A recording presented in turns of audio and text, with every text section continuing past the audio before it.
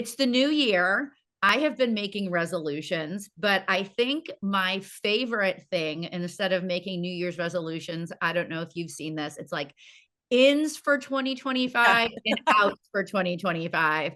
I think that is the most Gen Z thing ever, but for me, out is self-doubt and like negative self-talk, and in is reading more fantasy, romancy, smutty books. So Heck yeah. I am wondering what your ins and outs are for this year. Ooh, honestly, my wife has been telling me to do that TikTok and she was like, write these down. And now this is a sign that I need to do that. Um, Ends for me, definitely more reading. I've always made the joke that I can't read because I just hate it, but I've found a love for it recently and I bought a Kindle. It should be here tomorrow. So in is reading and I think out, I think shots are out. I'm a little over taking shots right now. Like, I'm not over it. I actually love it, but I'm just kind of like, maybe we don't do that anymore and we just drink beer or soda and tequila like a normal person. Yeah, yeah. Um, yeah, I'm Shots gonna has been say out for a while for me. that's fair. I was like the shot queen in college, and once I turned 30, I'm like, "Ew," and we still have friends that are avid shot people, and I'm like, "I'm good with my Chardonnay." Like, I'm perfectly happy with this. Yeah, I think Lexi listening in is like her jaw is on the floor that I said that because I'm the biggest shot pusher ever. But I'm just like, I just don't love the quick fix that it does. I'm just kind of like, I'd rather have the long game, you know?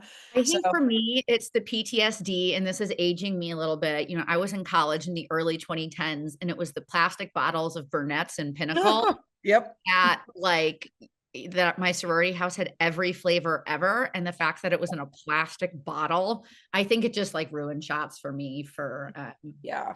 forever, so I'm glad we're on the Taking same page.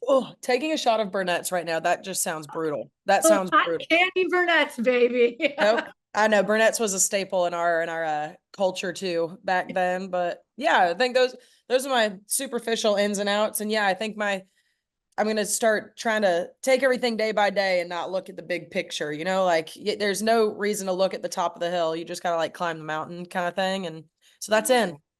I think I'm gonna steal that. I think that also should be a song, and I accept, your, I'll give you opportunity some for credit. song credit on that, so thank you. I Yes, got you. my pennies from streaming. But Yeah, I right. wanna talk to you about your new single. When I heard that you were putting out new music, I was elated because your last project was healing, it was nostalgic, it was so you, and we know we've been following you for so long, and I finally was like, "Oh my god, this body of work is so Lily." It was hard, it was soft, kind of like you know, Yep. Lily Rose, and but you're like this kind of badass hard person, and so Yeah. I loved kind of just the juxtaposition. But when I saw you were coming out with this new song that you didn't write, I was very interested because I know on the last project you had a lot of input in the writing process. Yeah. So, what do you look for when somebody presents you an outside cut that kind of checks those boxes for you? Yeah, I mean, for me, it has to be one of two things. It either has to be an incredible story like the one that, I love telling in this new song that really moves me and I think it has a clever hook and I just admire the songwriting, or it is one of those songs where it's like I can't turn it off.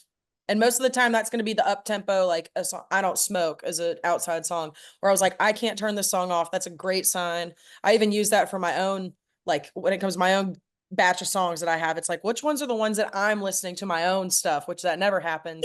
That's probably a good sign of like my fans also like it. So I look for one of those two things. And with the EP, it was really cool. It was like we had like 100 songs to choose from of what we were gonna cut because I've been writing my tail off for the last 4 years. And then we finally cut like 8 to 10. And it was kind of like I didn't even intentionally write all of those songs thinking we were going to package them together as an autobiographical like project.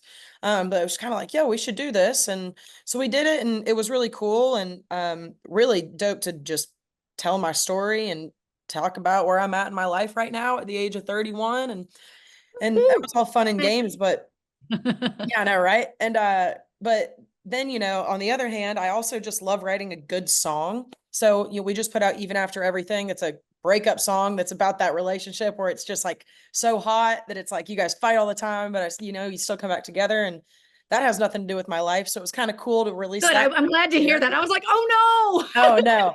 Oh my God. You know me. I'm gonna Yeah. be the one in the happiest marriage or the amazing family and all that. I'm gonna be singing about breakups forever because I love a good banger. But Yeah. yeah, this song stopped me in my tracks the day that it was pitched to me, that I cried in the writing room or in the room at the publisher's house when I heard it. And I was just like, man, if I'm feeling this and I haven't even like lost anybody the way that the grandpa dies in the bridge, and Wow. how are other people going to feel? This song is just a bunch of little stories on a timeline of life that you've either gone through as the kid or you've gone through as the parent or the grandparent or whatever it is.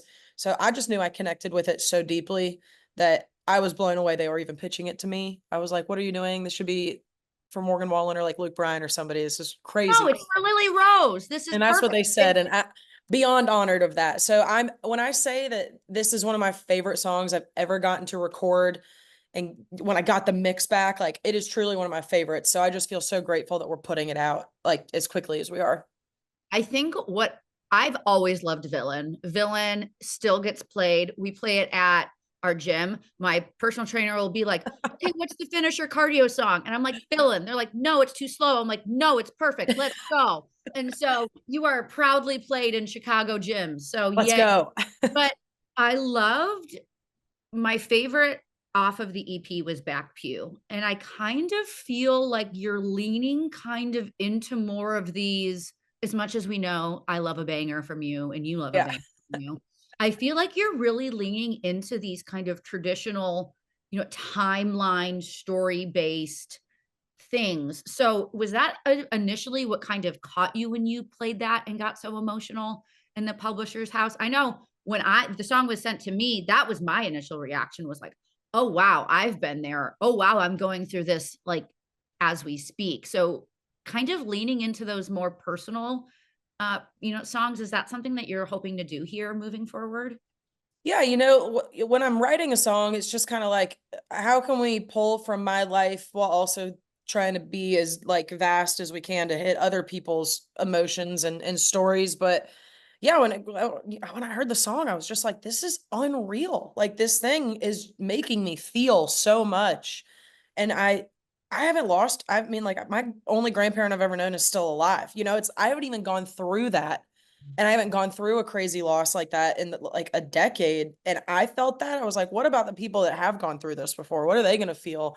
So yeah, I mean, it's truly just an honor that that song even ended up in my lap, let alone that I get to release it and put it out. I can't wait to see how many people connect with it, because just from the social media aspect of, I've only posted the first verse and the first chorus, and it's a story, so it's like you kind of have to listen to the verse for the Yeah. chorus to make sense. And just the way that people are connecting with it, whether they're moms or dads or their kids, everyone's been through it. So I just can't wait for it to be released and everybody get to connect with the other two verses. I love it. And I love when a song gets pitched to me and I read the title and then it's completely not what I think it is, because it's so funny. You have had such a powerhouse, year and a half, 2 years, let you know when I get there. I was like, oh, she's already there. She's already made it. And then I listened to the song. I'm like, oh, wow, this is not what that's about at all. So it Yep. was like, kind of this funny juxtaposition of like, you've made it to this point where you're getting pitched these amazing songs, kind of pinch me moment. But I'm curious to know, were there changes that you made to the original demo? I was introduced to a new word last year by Warren Zeiders called demoitis. Was there any demoitis with this song? Kind of talk to me about maybe some of the changes you made, or did you just you're like, no, I like it as is, let's just do the damn thing? Yeah, I mean, I loved it. In the second verse, the original second verse, shoot, I don't remember. It said somewhere where it was like, they still did it on a deadline at colleges. Will you come back in the summer like your daddy did? Is our quarterback good to go and play again? And how about them girls? And Yeah. like the first time I heard it in that room in the publisher's house, I heard, and is our quarterback good to go and play again? And how about them? And I was like, dogs. That's like what we said for Georgia. So I was kind of like, I didn't grow up with a grandpa in my life, but my dad went to UGA and my dad is a diehard Georgia fan. I remember when I was about to ship off to college, he was kind of like, yeah, that place is where we did like you could do dollar pictures, like when we would go after. So I was kind of like, oh, that's cool if we could do. Are they still doing dollar pictures where that college is? Will you Yeah. come back in the summer like your daddy did? And then change the Go Dogs. So I asked the writers if I could do that, and they're like the three best songwriters in town. They're so good. And they were like, yo, Lily, that's so dope. Yeah, make it yours, make it yours. So I'm grateful that they let me throw a couple of lines in there that made it a little more personal.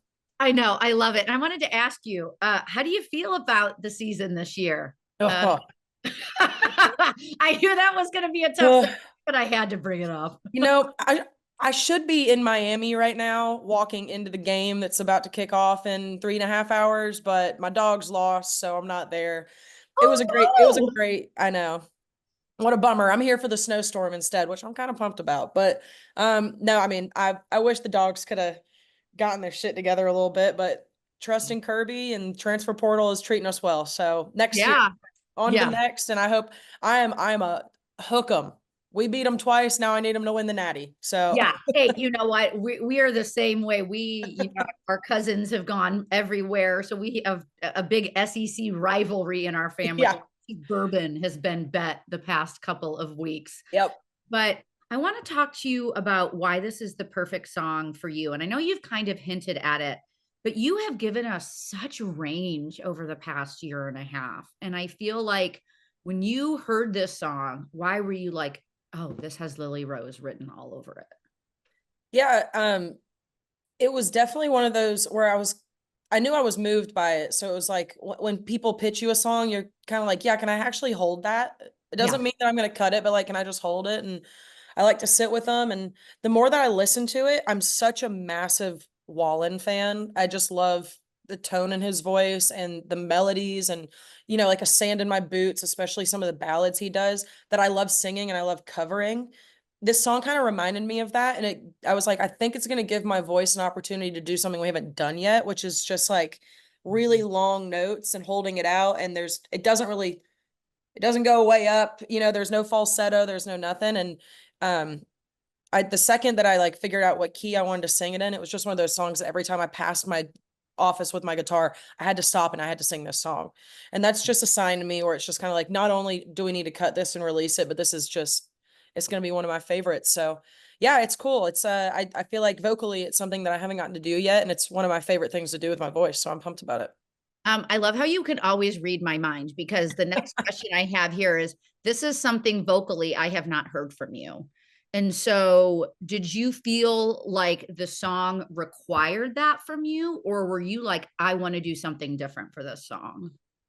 Yeah, I think the cool thing about just who I am as an artist and a songwriter and a music fan is that I really have a wide range of influences and a wide range of my own catalog. I think that even after everything is a pop rock banger, and then we're about to release Let You Know When I Get There, that is super like a country standard.